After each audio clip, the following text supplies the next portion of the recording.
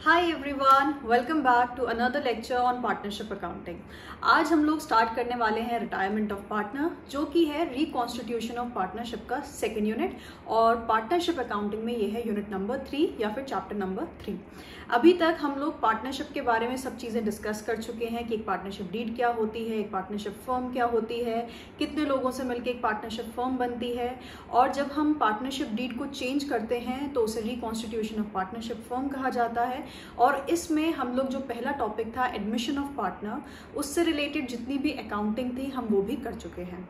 जैसा कि admission of partner के वक्त मैंने आपको बताया था कि एडमिशन के वक्त जो हम पढ़ते हैं 70-80% वो ही यूज़ होता है रिटायरमेंट और डेथ के वक्त ही, तो उसी को हम लोग आगे कंटिन्यू करेंगे। जो कंसेप्ट हम लोगों ने एडमिशन में सीखे हैं हमें वो भूल नहीं जाना है, हमें वो सारे कंसेप्ट पकड़ के चलना है। और जब हम रिटायरमेंट और डेथ ऑफ पार्टनर देख रहेंगे तो हमें ये पता चलेगा कि हम लोग जो एडमिशन में अकाउंटिंग कर रहे थे या जो कैलकुलेशन कर रहे थे उसे हमें किस तरीके से यूज़ करना है फॉर रिटायरमेंट और डेथ ऑफ पार्टनर, राइट। क्योंकि दोनों में एक चीज़ कॉमन है, रिकॉन्स्टिट्यूशन ऑफ पार्टनरशिप फर्म। चाहे डेथ ऑफ पार्टनर हो, चाहे एडमिशन ऑफ पार्टनर हो या फिर रिटायरमेंट ऑफ पार्टनर हो, तीनों ही केसेस में जो हमारी पार्टनरशिप फर्म है वो रिकॉन्स्टिट्यूट होती है। और कुछ इंपॉर्टेंट एलिमेंट्स हैं जो हमें टिक आउट करने होते हैं कि हाँ हमें ये करना है, ये करना है, और इस तरीके से हमें इसकी पूरी अकाउंटिंग करनी है। तो 70-80% जो कॉम्पोनेंट है वो एडमिशन से ही आएगा, और बाकी जो थोड़े बहुत चेंजेस हैं वो हम चैप्टर समझते समझते करेंगे।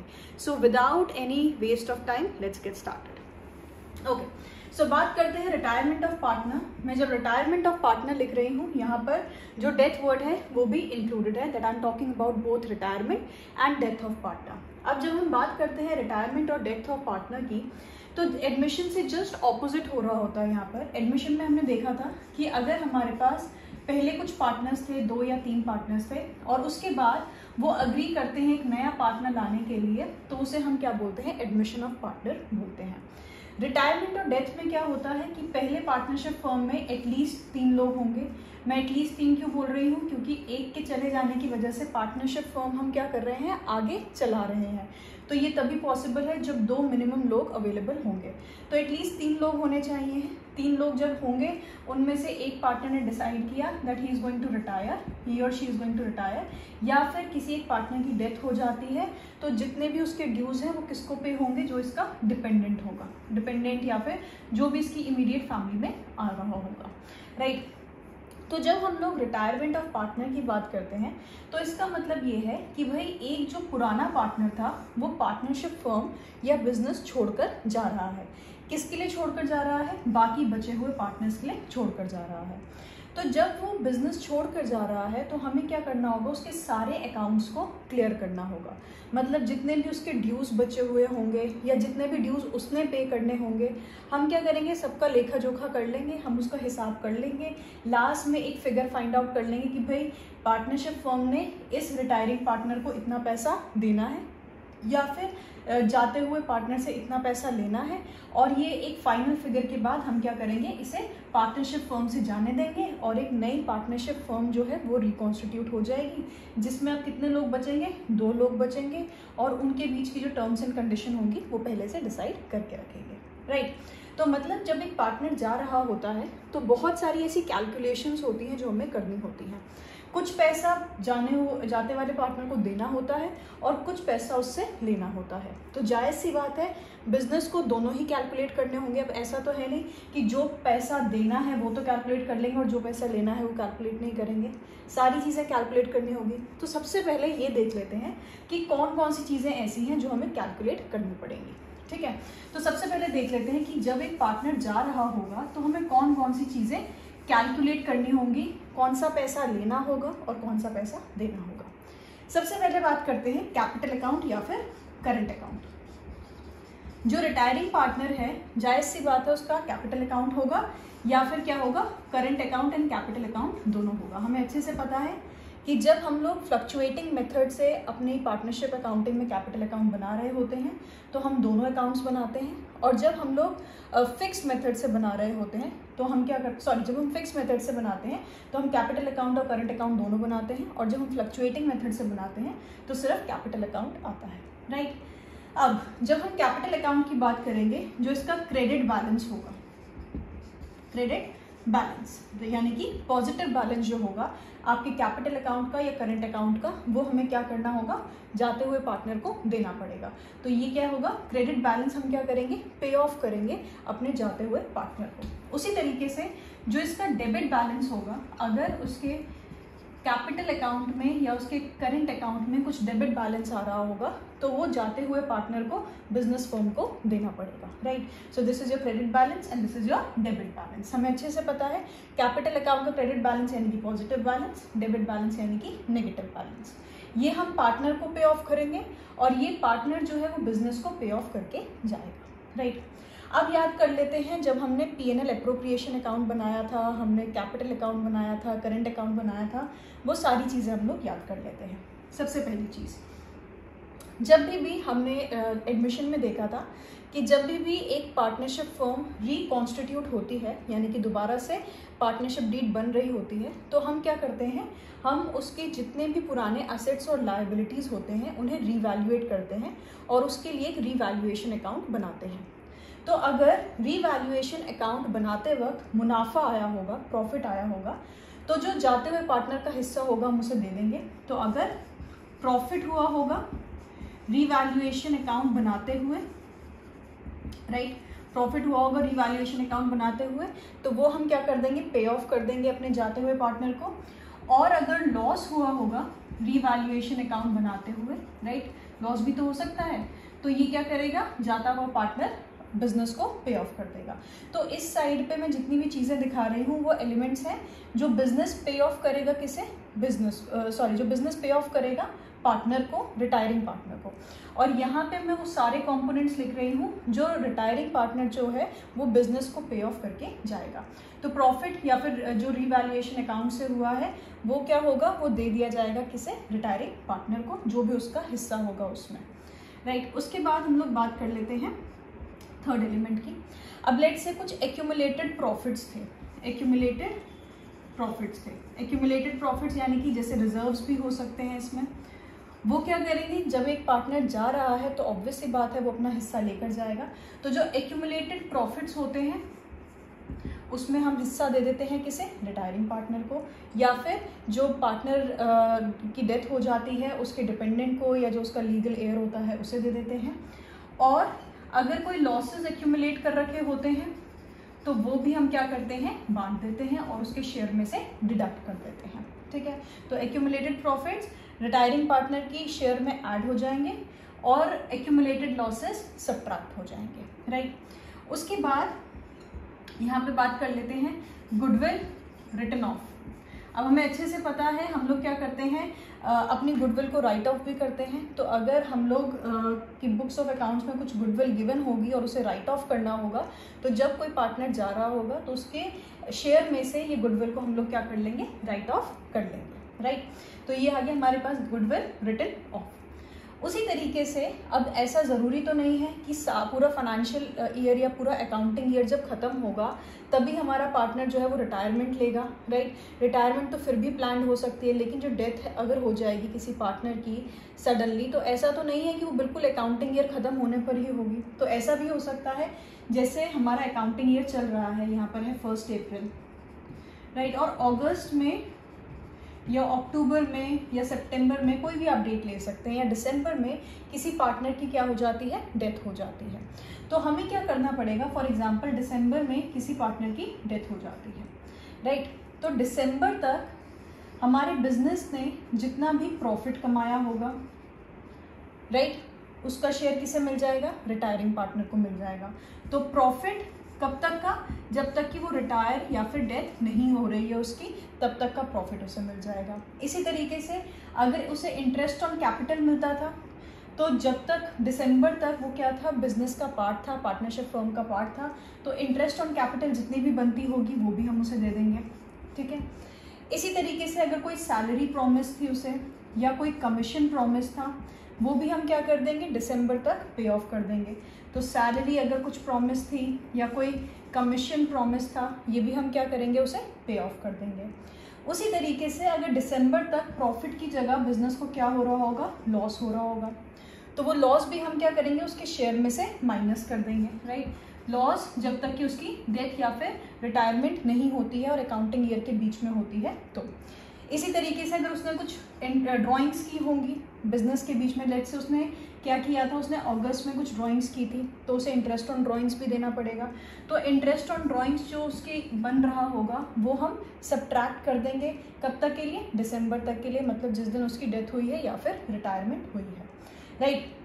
अब ये तो बहुत नॉर्मल सी चीज़ें हैं, अगर आप ये सोचने बैठेंगे तो आपको लगेगा कि हाँ ये सारी चीज़ें तो हमें करनी ही पड़ेंगी, ये सारे ड्यूज तो हमें पे करने ही पड़ेंगे जब भी हमारा एक पार्टनर जो है वो बिजनेस छोड़कर जा रहा होगा। तो जो हमारा फाइनल शेयर कैलकुलेट होता है, शेयर यानी कि भाई रिटायरिंग पार्टनर को या डिसीज्ड पार्टनर को कितना अमाउंट पे करना है या उससे कितना अमाउंट लेना है, वो इन सब एडजस्टमेंट्स के बाद होता है, राइट। मतलब हमें उसके कैपिटल अकाउंट देखना पड़ेगा, हमें बिजनेस की सारी चीज़ें देखनी पड़ेगी कि भाई कोई एक्यूमुलेटेड प्रॉफिट तो नहीं है, कोई रिवैल्यूएशन अकाउंट बनाकर देखना होगा, फिर ये देखना होगा कि जब जिस दिन उसकी डेथ हुई है या जिस दिन रिटायरमेंट ली है उस दिन तक का प्रॉफिट कितना था, उस दिन तक का इंटरेस्ट ऑन कैपिटल कितना था, सैलरी और कमीशन कितना था, इंटरेस्ट ऑन ड्राइंग्स कितनी थी, ड्राइंग्स कितनी थी, राइट। ये सारी चीज़ें हमें क्या करनी पड़ेंगी, असर्टेन करनी पड़ेंगी while retirement of a partner, right. तो यहीं से हमें समझ में आ जाता है कि हमें किन किन चीज़ों की कैलकुलेशन करनी है और कौन कौन सी चीज़ों का हमें खास ख्याल रखना है while doing accounting for retirement, right. और उसी तरीके से बहुत इम्पॉर्टेंट और एक ऐसी चीज़ जो मैं आपको पहले भी बता चुकी हूँ वो भी यहाँ पर होगी, और वो क्या होगा, बहुत आसानी से मैं आपको पहले भी बता चुकी हूँ कि जब एक नया पार्टनर आ रहा था तो भी प्रॉफिट शेयरिंग रेशियो चेंज हो रहा था, उसी तरीके से जब एक पार्टनर चला जाएगा बिजनेस में से तो भी बाकी बचे हुए पार्टनर्स जिस रेशियो में अपना प्रॉफिट शेयर करेंगे वो बदल जाएगा। तो यहाँ पर भी न्यू प्रॉफिट शेयरिंग रेशियो का कंसेप्ट है, ओल्ड प्रॉफिट शेयरिंग रेशियो का कंसेप्ट है, राइट। तो हमें यहाँ पर भी क्या कैलकुलेट करना पड़ेगा, new profit sharing ratio calculate करना पड़ेगा। तो ये तो हो गई पहली अकाउंटिंग जो हमें करनी पड़ेगी, that is your new profit sharing ratio हमें कैलकुलेट करना पड़ेगा। और भी देख लेते हैं हमें अकाउंटिंग में कौन कौन सी चीज़ें करनी पड़ेगी। Let's clear this and then see कि कौन कौन सी चीज़ें हमें अकाउंटिंग में करनी पड़ेंगी। So if we talk about accounting तो हमें क्या क्या करना पड़ेगा, हमें new profit sharing ratio calculate करना पड़ेगा, राइट। अब अगर कुछ एग्जिस्टिंग पार्टनर्स हैं, राइट, और एक पार्टनर जो है वो बिजनेस में से चला जाता है तो जायज़ सी बात है जो बाकी बचे हुए पार्टनर्स हैं उनकी जो प्रॉफिट या फिर लॉस में हिस्सेदारी होगी वो बढ़ जाएगी। एक नए पार्टनर के आ जाने की वजह से अगर प्रॉफिट या लॉस में हिस्सेदारी कम होती थी तो एक पुराने पार्टनर के चले जाने की वजह से, चाहे वो रिटायरमेंट की वजह से हो या डेथ की वजह से हो, जो बचे हुए पार्टनर्स होंगे उनका मुनाफे में या फिर प्रॉफिट में जो हिस्सेदारी होगी वो बढ़ जाएगी। तो यहाँ पर NPSR के साथ हम लोग क्या कैलकुलेट करते हैं, गेनिंग रेशियो भी कैलकुलेट करते हैं। जैसे एडमिशन में हमारे पास सैक्रिफाइसिंग रेशियो आया था, वैसे ही रिटायरमेंट और डेथ में हमारे पास क्या आ जाता है, बाकी बचे हुए पार्टनर्स का गेनिंग रेशियो। ये मैंने आपको एडमिशन के टाइम पे भी समझाया था, वहाँ पे भी मैंने ये टर्म यूज़ की थी, तो आप वापस वो वाली वीडियो पर जाकर ये वाली वीडियो देख सकते हैं और आप गेनिंग रेशियो का मतलब अच्छे से सीख सकते हैं, ठीक है। तो यहाँ पर हम लोग NPSR यानी कि new profit sharing ratio calculate करेंगे। दूसरी चीज़ गुडविल की वैल्यूएशन। अब ये तो हमें पता ही है कि भाई जब नया पार्टनर आ रहा था और उससे हम लोग कह रहे थे कि हम आपसे सिर्फ कैपिटल नहीं लेंगे, हम गुडविल की वैल्यू भी लेंगे, तो जो रिटायरिंग पार्टनर होगा वो भी तो यही कहेगा कि मैं सिर्फ अपना कैपिटल में हिस्सा नहीं लूँगा, मेरी वजह से जो बिजनेस की गुडविल क्रिएट हुई है और मेरे जाने की वजह से जो तुम्हें एक्स्ट्रा मुनाफा मिलने वाला है, इस गुडविल का बेनिफिट मिलने वाला है, उस गुडविल की भी हमें क्या करनी पड़ेगी, वैल्यूएशन करनी पड़ेगी। और अभी अभी मैंने आपको बताया था कि अगर कोई पुरानी गुडविल राइट ऑफ करनी होगी तो वो भी हमें क्या करनी होगी, पुराने पार्टनर के अकाउंट में से डिडक्ट करनी होगी। तो गुडविल की वैल्यूएशन यहाँ पे ज़रूरी हो जाती है। उसके बाद हम लोग ऑब्वियस सी बात है रीवैल्यूएशन अकाउंट बनाएंगे। रीवैल्यूएशन अकाउंट क्यों बनाएंगे हम लोग, रीवैल्यूएशन अकाउंट हम इसलिए बनाएंगे कि हम देखेंगे कि जो हमारे असेट्स एंड लायबिलिटीज़ जो हमने बैलेंस शीट में दिखा रखी है उन्हें दोबारा रीवैल्यूएट करने की ज़रूरत तो नहीं है, क्या वो सही वैल्यू पर दिख रहे हैं। अगर नहीं दिख रहे हैं तो हमें क्या करना पड़ेगा, उनकी वैल्यू को ठीक करना पड़ेगा और इससे जो भी प्रॉफिट या फिर लॉस होगा वो हमें क्या करना पड़ेगा, रिटायरिंग पार्टनर को देना पड़ेगा। उसी तरीके से अगर कुछ अनरिकॉर्डेड असेट्स या लायबिलिटीज़ होंगी वो भी हमें क्या करनी पड़ेंगी, रिकॉर्ड करनी पड़ेंगी, क्योंकि जाता हुआ पार्टनर क्या कहेगा कि भाई आपने ये वाला एसेट रिकॉर्ड नहीं कर रखा है या ये वाली लायबिलिटी रिकॉर्ड नहीं कर रखी है, इसकी वजह से जो मुनाफा या फिर नुकसान हो रहा है उसकी अकाउंटिंग भी करनी है, तो अनरिकॉर्डेड एसेट्स और लायबिलिटीज़ भी आपको देखनी पड़ेंगी, right. So we have to make revaluation account, goodwill की कैलकुलेशन करनी है, new profit sharing ratio calculate करना है, राइट। तो अगर आप देखोगे तो जो जो चीज़ें हमने एडमिशन में की हैं वही सारी चीज़ें हमें यहाँ पर भी करनी पड़ेंगी। So when we are discussing retirement of partner, तो इसकी अकाउंटिंग में सबसे पहला हमारे पास जो टॉपिक आता है वो है NPSR कैलकुलेट करने का, यानी कि new profit sharing ratio calculate कैसे किया जाएगा। NPSR के साथ हम लोग गेनिंग रेशियो कैसे कैलकुलेट करेंगे ये भी देखेंगे, राइट। क्योंकि जैसे ही एक पुराना पार्टनर पार्टनरशिप फर्म छोड़कर जाएगा तो उसका जो बचा हुआ हिस्सा था या जो उसका हिस्सा था वो पुराने पार्टनर्स के बीच में बढ़ जाएगा, राइट। तो इसीलिए NPSR कैलकुलेट करना और गेनिंग रेशियो कैलकुलेट करना हमारा फर्स्ट टॉपिक है इन रिटायरमेंट और डेथ ऑफ पार्टनर। इस टाइप के जब भी आपके पास क्वेश्चन आएंगे तो उसे हम क्लासीफाई कर सकते हैं दो पार्ट्स में। एक टाइप के क्वेश्चंस में कोई भी इंफॉर्मेशन आपके पास अवेलेबल नहीं होगी, राइट।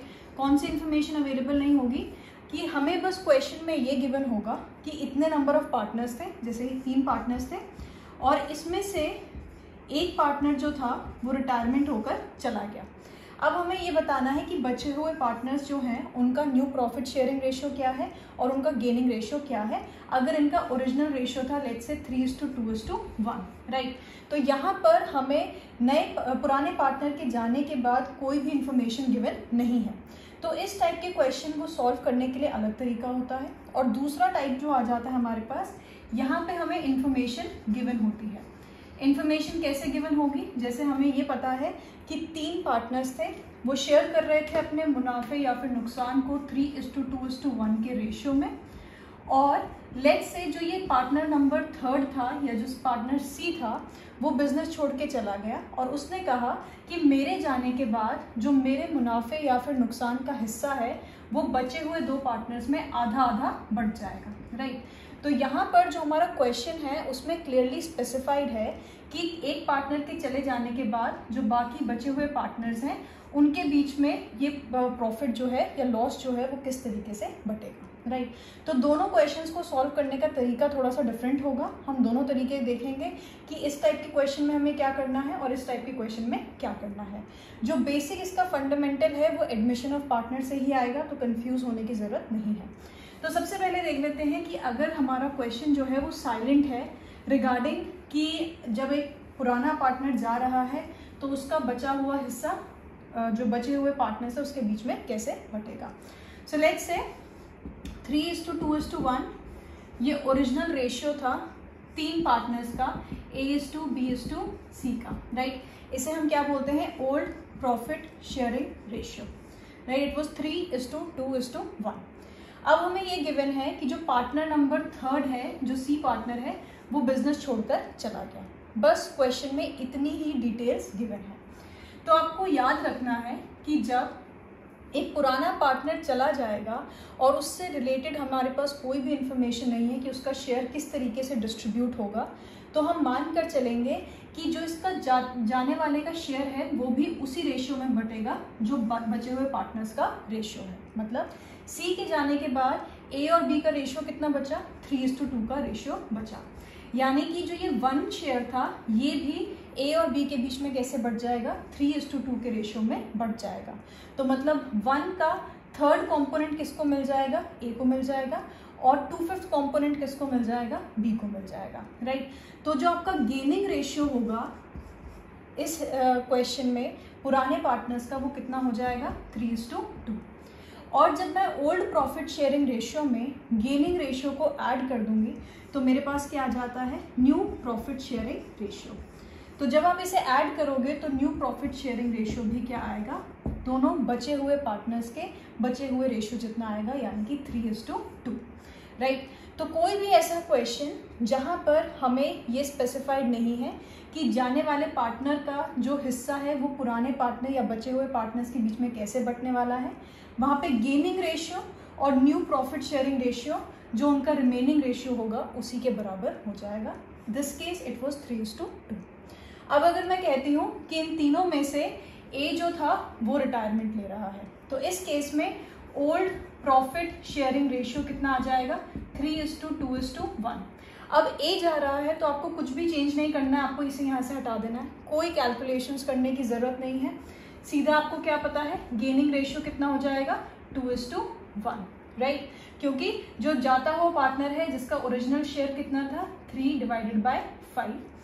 इस 3/5 का 2/3 कॉम्पोनेंट किसे मिल जाएगा, बी को मिल जाएगा, और 1/3 कॉम्पोनेंट किसे मिल जाएगा, सी को मिल जाएगा। तो दोनों का रेशियो फिर से कितना आ गया, 2:1 आ गया गेनिंग रेशियो। अब जब मैं ओल्ड प्रॉफिट शेयरिंग रेशियो में गेनिंग रेशियो ऐड कर दूंगी तो मेरे पास आ जाएगा new profit sharing ratio which will again be equal to 2:1, right. तो इस टाइप के क्वेश्चन में हमें कोई भी कैलकुलेशन करने की ज़रूरत नहीं है, आप डायरेक्टली यहाँ पे ये ऐड करके देख सकते हैं, सब्ट्रैक्ट करके देख सकते हैं, आंसर सेम ही आएगा। उसी तरीके से इसी क्वेश्चन में अगर हम ये कह देते हैं कि रिटायरिंग पार्टनर जो है वो बी है, यानी कि ओल्ड प्रॉफिट रेशियो कितना आ गया, 3:2:1, बी का शेयर कितना था, 2 था, ये चला जाएगा। गेनिंग रेशियो कितना रह गया, ए और सी का, 3:1। न्यू प्रॉफिट शेयरिंग रेशियो कितना आ जाएगा, 3:1। तो जो पहला वाला केस है हमारा, जहाँ पर क्वेश्चन साइलेंट है कि भाई जो पुराना पार्टनर है उसके जाने के बाद जो बचे हुए पार्टनर्स हैं वो किस तरीके से अपना रेशियो शेयर कर रहे हैं, ये गिवन नहीं है।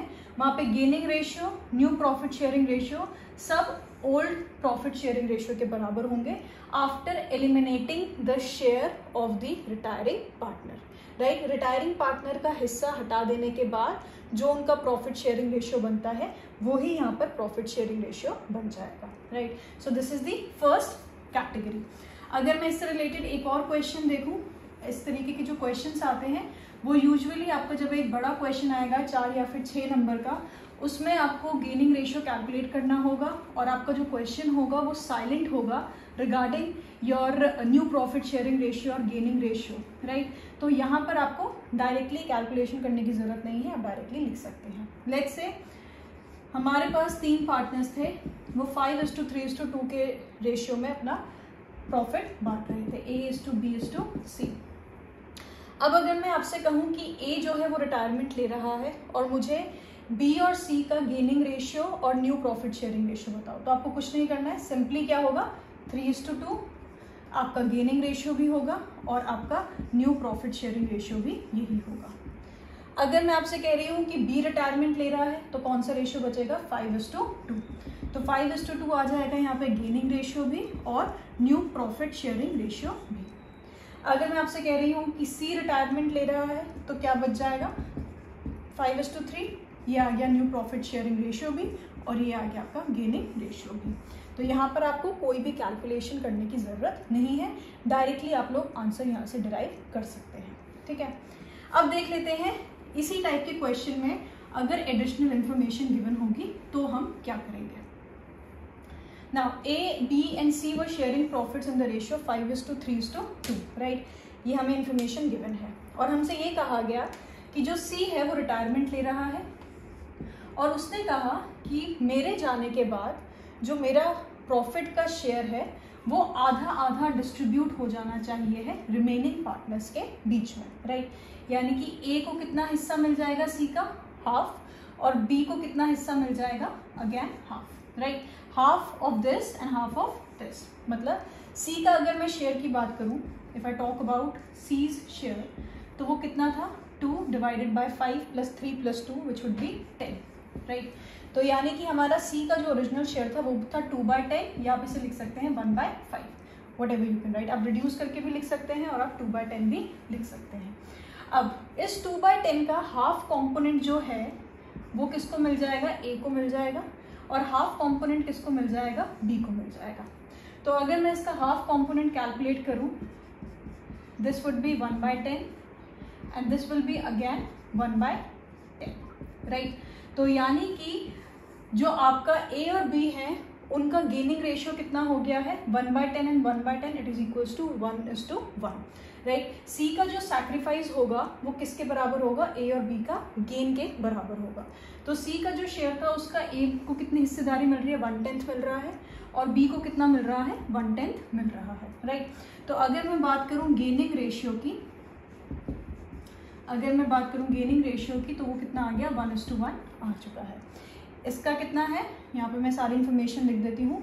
Old profit sharing ratio A B and C, A की कितनी हिस्सेदारी थी 5/10, बी की कितनी थी 3/10 और सी की कितनी थी 2/10, राइट। अगर मैं गेनिंग रेशियो या फिर सैक्रिफाइसिंग रेशियो की बात करूं तो ए ने कितना गेन किया है 1/10, बी ने कितना गेन किया है 1/10 और सी ने कितना सैक्रिफाइस किया है 2/10, राइट। अब अगर मैं बात करूं न्यू प्रॉफिट शेयरिंग रेशियो की तो वो किसके बराबर हो जाएगा, old profit sharing ratio plus your gaining ratio और सी के केस में हो जाएगा माइनस सैक्रिफाइसिंग रेशियो, क्योंकि सी क्या कर रहा है सैक्रिफाइस कर रहा है, तो मतलब उसके हिस्से में से जो सैक्रिफाइसिंग रेशियो है वो सब्ट्रैक्ट होगा और जो बाकी बचे हुए पार्टनर्स हैं वो गेन कर रहे हैं तो उनके ओल्ड रेशियो में गेनिंग रेशियो जो है वो ऐड होगा। तो यहाँ से हमारे पास क्या आ जाएगा, ये आ जाएगा 6/10, ये आ जाएगा 4/10 और ये क्या बच जाएगा 0, क्योंकि सी का शेयर कितना था 2/10 था और उसने क्या किया है कितना सैक्रिफाइस कर दिया है 2/10 ही उसने सैक्रिफाइस कर दिया है, तो उसका कितना हिस्सा बचा 0 बचा।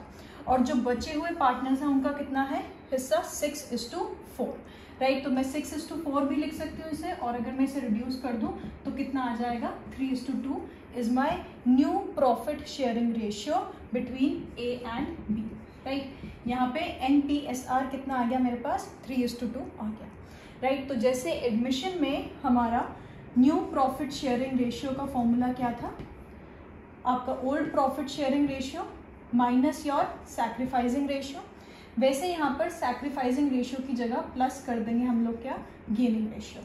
एडमिशन के टाइम पर जो ये दोनों पार्टनर्स थे, जो पुराने पार्टनर्स थे, उनको क्या हो रहा था, उनको सैक्रिफाइसिंग रेशियो मिल रहा था और जो नया पार्टनर था उसे क्या मिल रहा था गेनिंग रेशियो मिल रहा था। और यहाँ पे जस्ट उल्टा हो जाएगा क्योंकि रिटायरमेंट का केस और डेथ का केस एडमिशन से जस्ट ऑपोजिट है।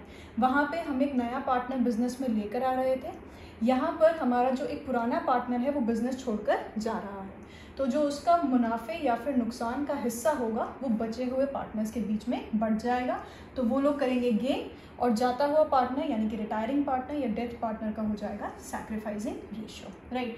तो यही तो क्लासिफिकेशन है हमारी क्वेश्चन की। अगर हम लोग देखते हैं कि हम लोग न्यू प्रॉफिट शेयरिंग रेशियो कैसे कैलकुलेट करते हैं, तो नेक्स्ट क्लास में हम लोग डिस्कस करेंगे कि जब हम लोग रिटायरमेंट देखते हैं तो वहाँ पर अब गुडविल की वैल्यूएशन तो सेम रहेगी। गुडविल की वैल्यूएशन के लिए हमने 3 मेथड्स देखे थे, चाहे वो एवरेज मेथड हो, वो आपका सुपर नॉर्मल प्रॉफिट मेथड हो या फिर आपका कैपिटलाइजेशन मेथड हो। मेथड्स वही इस्तेमाल होंगे लेकिन जो अकाउंटिंग है वो थोड़ी सी चेंज हो जाएगी। एडमिशन में जो हमने गुडविल की अकाउंटिंग देखी थी उससे थोड़ी सी अलग हमारी रिटायरमेंट और डेथ की अकाउंटिंग होगी। हमें बस वही देखना है नेक्स्ट क्लास में। So make sure that you are subscribe to the channel and you hit the bell icon, ताकि जब भी नेक्स्ट वीडियो आए आप उसे मिस ना करें and your learning keeps on going. Thank you so much, until next time.